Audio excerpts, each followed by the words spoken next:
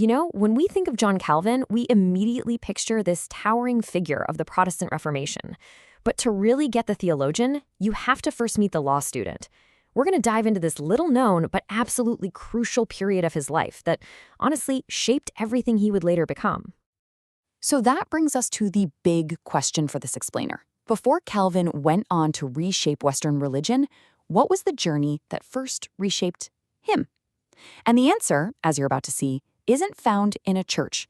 It's found in a law library and a courtroom. Historians sometimes call his time studying law his lost years, mostly because he didn't write a lot about it himself. But these years weren't lost, not at all. They were formative. They were the years he was forging the very tools he'd later use to, well, change the world.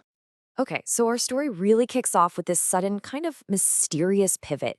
Calvin was on a clear path, right? Set to have a career in the Catholic Church, become a theologian, and then, just like that, he switches. He's going to study law. So, why the sudden change of heart? Well, the truth is, the historical record is a bit murky. Was it his dad, pushing for a job that paid better? Was Calvin himself already fed up with what he saw in theology? Years later, Calvin would say it was all his father's idea, which kind of frames him as someone who wasn't driven by worldly ambition. The real answer is probably a mix of all three. Whatever the exact reason, in 1528, a young John Calvin shows up in the city of Orleans. And he wasn't just going to any old law school. Nope. He was enrolling in one of the most prestigious faculties in all of Europe, ready to learn from the absolute giants in the field. And this is where things get really interesting. His mind gets thrown into this intellectual pressure cooker.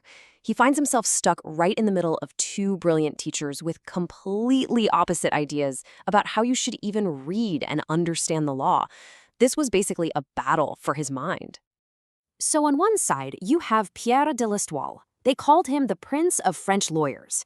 He was a total traditionalist, all about analyzing legal texts with pure, cold logic. And on the other side, you've got Andrea Alciati, this flashy Italian jurist, a true Renaissance humanist. Alciati argued you can't possibly understand a law unless you understand its history and its style. So it's tradition versus modernism, logic versus context. And this debate did not stay polite and academic. Oh no, it got nasty. Alciati publishes this just, savage attack on de l'Estoile. And suddenly, it's not an intellectual disagreement anymore. It's a public, personal feud. And for all the students, including Calvin, it was time to pick a side. Now you'd think, right? Calvin, the future innovator, the reformer, he's going to side with Alciati's and his modern context-based approach.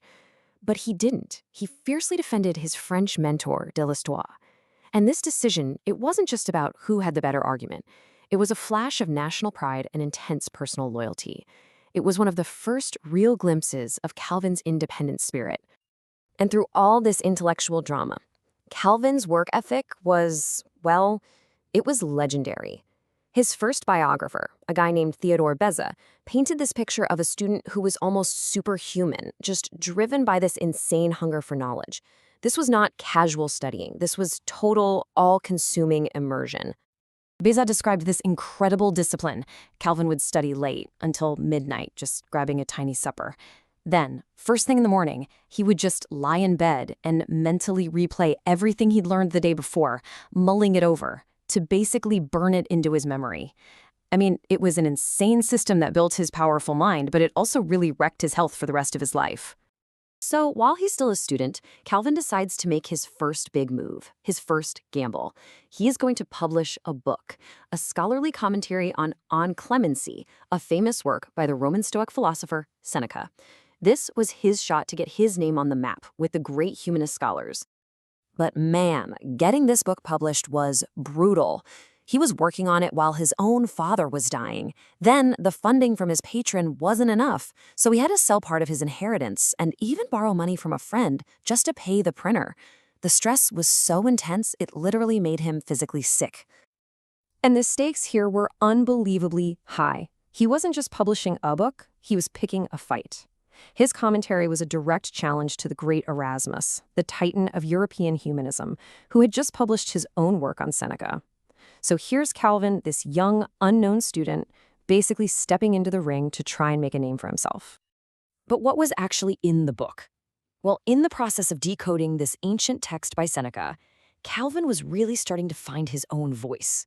He was pulling together all these powerful ideas from his legal training. Working through Seneca, he explored this idea of accommodation, how to tailor your message to your audience. He dove deep into the legal concept of equity, this idea that strict black and white law has to be balanced with mercy.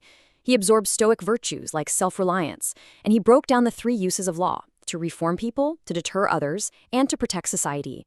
Every single one of these concepts would become a pillar of his theology later on. So the book is finally published. He has poured his money, his health, his entire intellect into this project.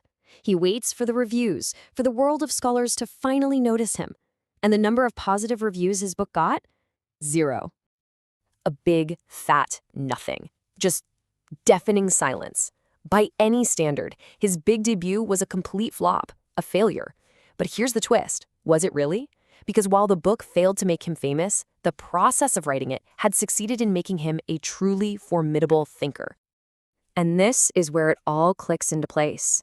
That quote-unquote failed career as a legal scholar, it wasn't a failure. It was the training ground. It gave him the exact blueprint for the revolution he was about to lead. This is the key takeaway, right here. His legal studies were not some detour from his true calling. They were the foundation. The language of law, the logic of law, the structure of law, all of it became the framework for his entire theology. And you can see the direct translation. It's amazing. God isn't just a king. He's the ultimate legislator and judge. The Holy Spirit, that's the divine witness. Christ becomes the sinner's perpetual advocate in the heavenly courtroom. And his most famous doctrine, justification, is at its core a legal concept. It's all there. And remember those two dueling professors? He didn't just pick a side. He did something way smarter. He synthesized them. He took the intense, logical analysis from the traditionalist, de Listoil, and he blended it with the historical, contextual approach from the humanist, Alciati. That fusion, that became the engine that completely revolutionized how people read and interpreted the Bible. Which leaves us with one last really fascinating question to chew on. What if that Seneca commentary had been a smash hit? What if he'd become the famous humanist scholar he wanted to be? If he had succeeded in his first ambition, would he have ever felt the need to become a reformer at all? It's just a wild thought, right? A powerful reminder of how sometimes failure can be the secret architect of history.